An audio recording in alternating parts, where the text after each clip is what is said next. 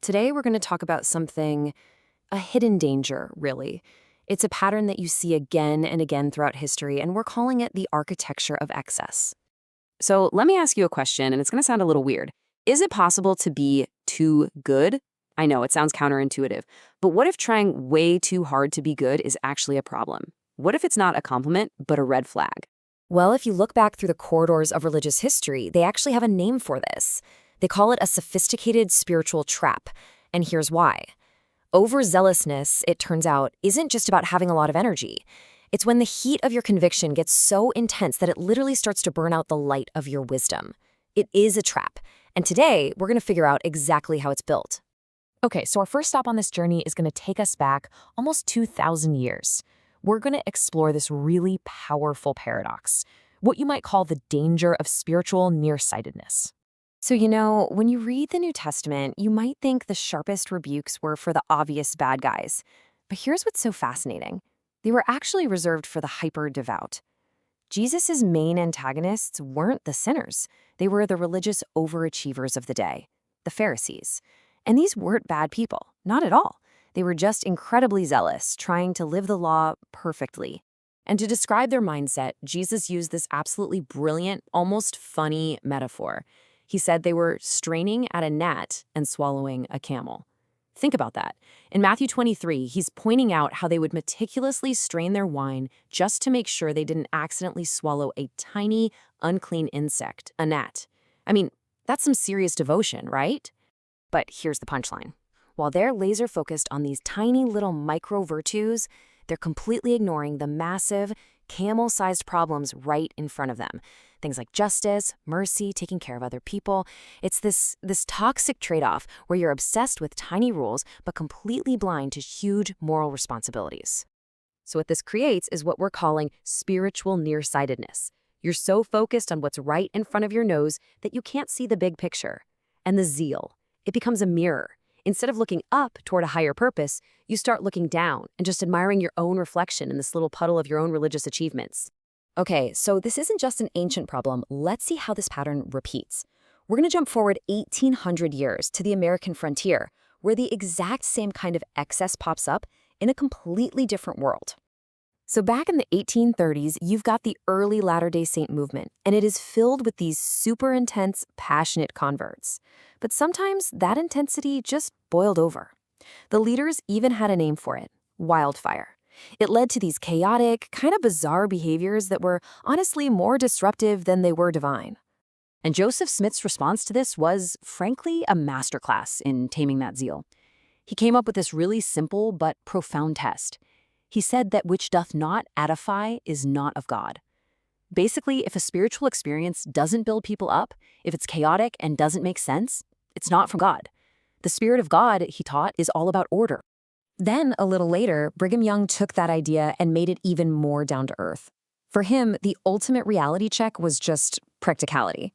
He famously had zero patience for people who were so heavenly minded that they were, quote, no earthly good. His point was, if your religion doesn't actually help you build a better town or treat your neighbors better, then all that zeal, it's just an expensive hobby. All right, so that's the history.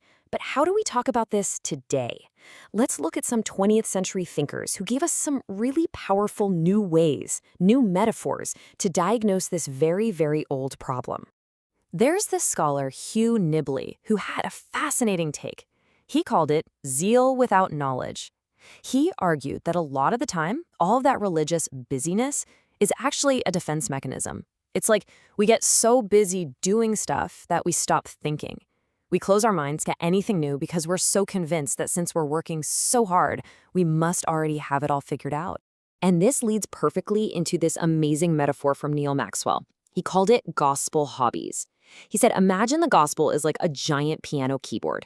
To make beautiful music, you need all the keys, right? The highs, the lows, all of it. But what happens with an overzealous person is they pick one key, just one single principle that they love, and they just pound on that one key over and over and over again. And what you get isn't music. It's just this annoying, monotone drone. It doesn't matter what the topic is. Maybe it's tithing or food storage, or some specific end times prophecy. They take this huge, complex, beautiful faith and shrink it down to their one little obsession. And Maxwell had this incredible phrase for it. He said, they become incarcerated within the prison of a single principle. So if you put all this together, you can kind of visualize it like a pendulum. On one extreme, you've got apathy, just coldness, not caring.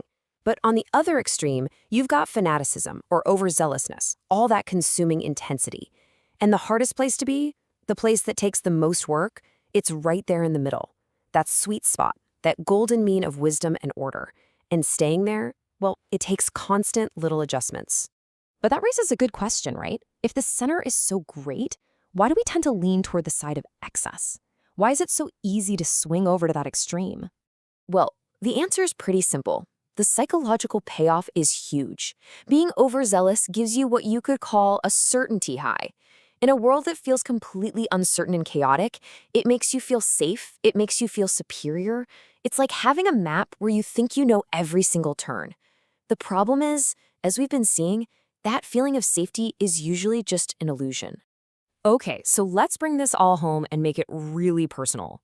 Using everything we've talked about, we can actually build a little personal diagnostic tool, a checklist of red flags for excess that we can watch out for in our own lives.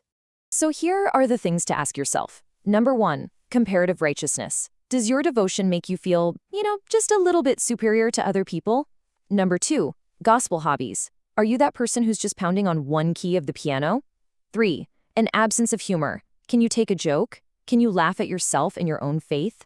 4, neglecting the macro. Are you spending all your time straining gnats while you're ignoring the camels in the room? And finally, number 5, running beyond your strength.